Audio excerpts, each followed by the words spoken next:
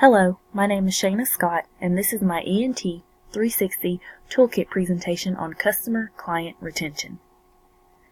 Overall, the expected customer experience is expected for the customer to have a result in which they become advocates for the company, creating referrals, retention, and profitable growth. I will review the effects of customer service on customer client loyalty and how it correlates with the role of customer service in building customer loyalty, the benefits of customer loyalty, especially in regards to smaller businesses, and how to maintain customer loyalty. What is the role of customer service in building customer loyalty?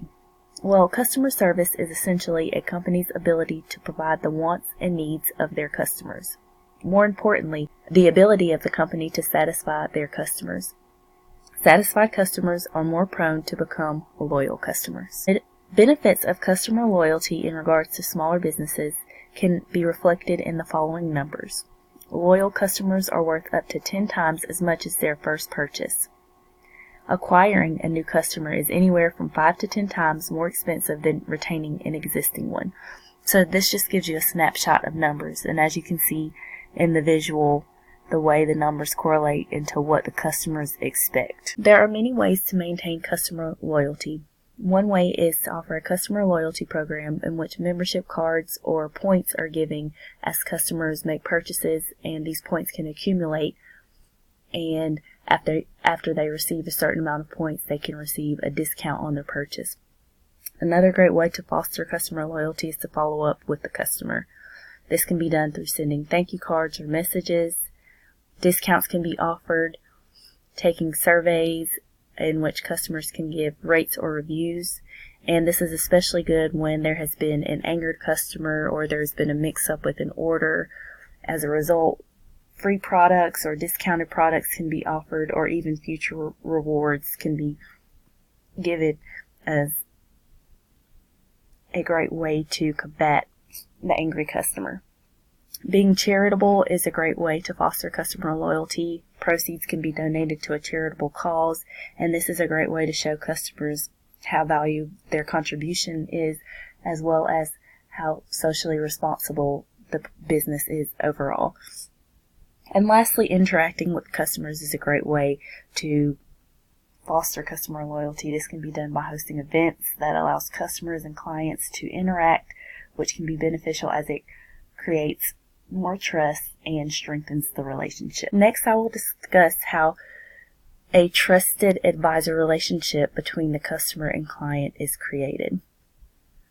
I will review how to become a trusted advisor, what the trust model formula looks like, and available resources to help one become a stronger trusted advisor.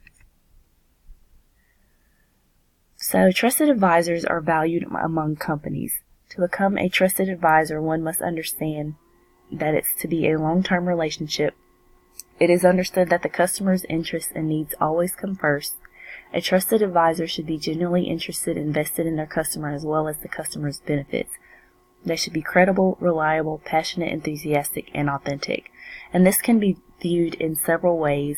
It can be viewed in correlation to the customer, to the business, as far as the products and services being offered, and the customer trusting that the business will deliver. And it can also be seen from a standpoint of a business owner with their trusted advisor, or essentially a mentor that helps them and guides them into becoming a stronger company and business overall. So just like any other relationship, a trusted advisor and their client begins with trust.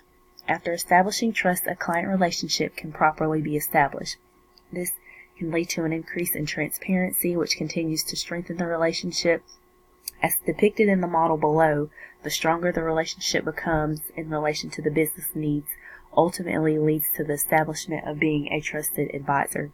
Customers see a trusted advisor as someone who is loyal, a great business investment and asset. They're readily available and has all the answers or knows how to get them, and ultimately delivers on their results. So again, this relationship and dynamics can be seen between the customer and the business. The more comfortable the customer or client becomes with the business, the more prone they are to come back and return for the services and to seek more services and just have that understanding and trust that whatever they need, the business can deliver. There are various resources that are available to help in becoming a trusted advisor. Some of these resources are AWS Trusted Advisor, CPA, which is a freelance service. You can search within your network. Sometimes accountants can be viewed as a trusted business advisor, and this is looking at the standpoint of the business overall, seeking ways to become a more established trusted advisor. But as it relates to the customer dynamic, a business can ensure that they are doing everything within their power to meet the needs of their customer, to satisfy their customer, to make sure their customer feels welcomed, and this will, as mentioned before, strengthen the relationship and just ultimately build that trust. Lastly, I will review company-wide culture of top-notch customer service and how this can be established. Just like anything else, it starts in the beginning. Training can help foster this, and I will also review how to maintain this top-tier service. So ultimately, in the beginning, employers or hiring managers should ensure that they clearly convey the importance of customers and customer service to the hirees. Hired individuals should undoubtedly be able to fulfill the job requirements. Upon hiring them, they should be properly trained and even occasionally monitored to ensure they are upholding a culture of top-tier customer service. Employees should be trained on the fundamentals of customer service.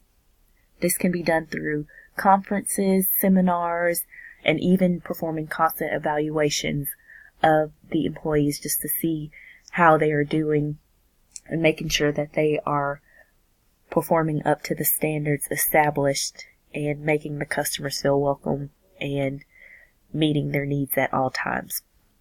This can be improved by offering employee incentives, so things like Employee of the Month or offering gift cards to perhaps the employee that has the highest reviews from customer service ratings.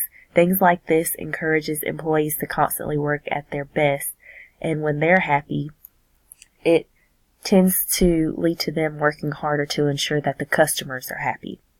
Employers should also continue this training. This can be done by exposing them to leaders and even networking at conferences, as we mentioned before. So to maintain top-notch service, as I stated before, reward employees as they perform great customer services. Celebrating the customers is also great. This is a great way to get constructive feedback and just see where the company can make improvements along the way. These are my sources used, and thank you for taking the time to review my presentation.